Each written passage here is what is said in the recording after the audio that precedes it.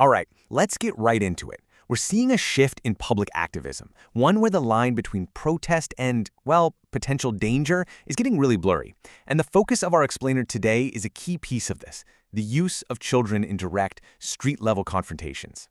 So a new line is definitely being crossed. I mean, what we're seeing here, it's not about taking students to a city council meeting so they can learn about civics. No, this is about moving kids from their place of learning and dropping them into a place of active and, often volatile conflict. And let's be crystal clear about where these kids are coming from. We're talking about children being pulled straight out of their classrooms, the very places that are legally and morally supposed to be safe zones for learning. And they're being taken here, to the streets. We're talking about a totally uncontrolled environment, full of unpredictable variables. I mean, that transition is it's stark. And it immediately makes you ask some serious questions about the duty of care.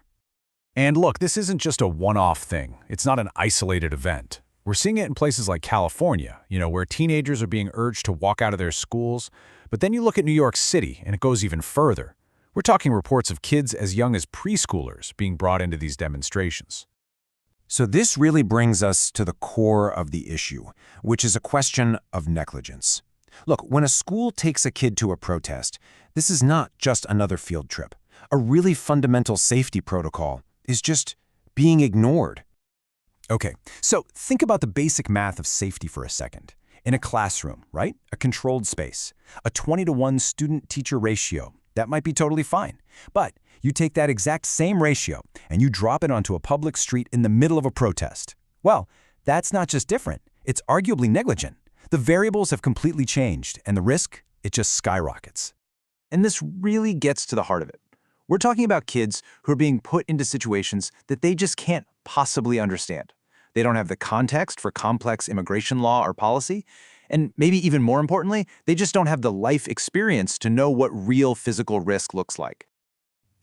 But, it's not just about the immediate safety risks, as serious as those are. There's another cost here, an educational one. And frankly, this is the part of the story that you almost never hear about when these walkouts hit the headlines. So to really understand how deep this goes, let's zoom in on a specific case. We're going to look at some hard data out of Stockton, California.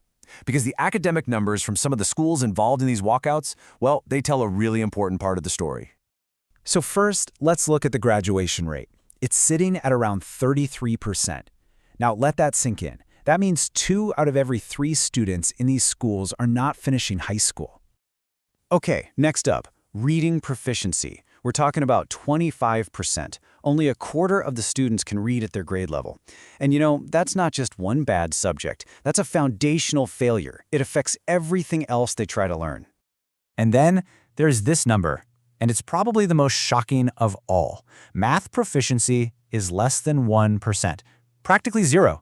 I mean, when you see data like this, laid out so clearly, you really have to start asking, where are the priorities of the institution? And this is where it all connects back. When kids can't read, when they can't do basic math, they are just easier to influence. If you don't have the basic tools for critical thinking, like just literacy and numeracy, you're so much more vulnerable to any ideology that's put in front of you. You haven't been given the tools to question it.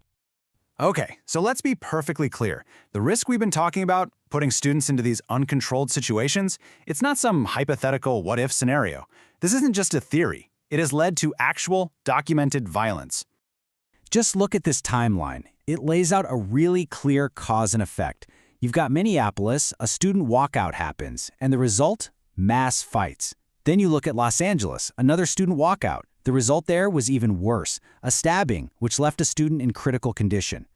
So after all that, after the fights, after serious injury, you have to ask, what was the payoff? What actual policy was changed because of this? The answer is nothing. These demonstrations had zero measurable impact on federal policy. None. So when you do the math, the final equation is incredibly simple. The risk was very real, and it happened, but the reward, it was non-existent. The only thing that actually went up was the level of harm. Which, of course, brings us to the big question. If these tactics are so risky, and they don't even work, then why are they still being used? The answer, it seems, lies in a strategy called leverage. And the strategy is pretty straightforward. It's a deliberate 3-step playbook.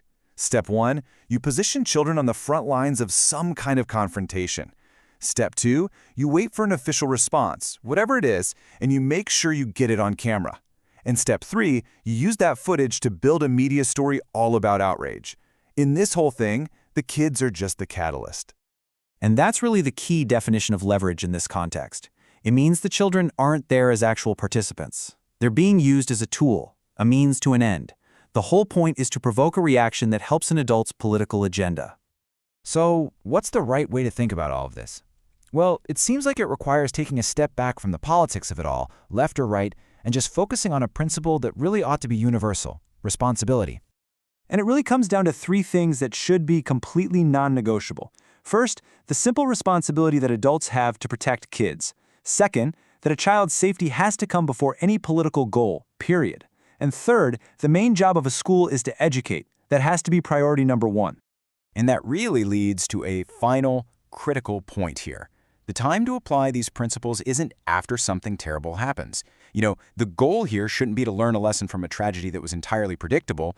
The goal should be to prevent that tragedy from happening in the first place. So when you look at all of it together, the documented negligence, the failing schools, the violent results, you're really left with just one simple question.